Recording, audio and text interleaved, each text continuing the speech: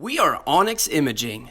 We are the highest rated and most reviewed printer service center in Oklahoma. Hey there YouTubers, it's your girl Brett over here at Onyx. Today I'm going to show you how to do a printhead cleaning on an Epson EcoTank 2720. So first thing first, you want to make sure you're at the home screen here. You want to hit your left arrow button all the way till you get to maintenance. You want to hit OK, and then it's going to be the second option to the left, so it's going to be 2 out of 6. It says head cleaning. Then you go ahead and hit OK. Your printer should then start doing the cleaning. It takes a few minutes, so you might want to get a snack, watch some TV while you're waiting. If you guys are in need of any supplies or quotes, give your girl Brett a call and have a great day. Thank you for watching.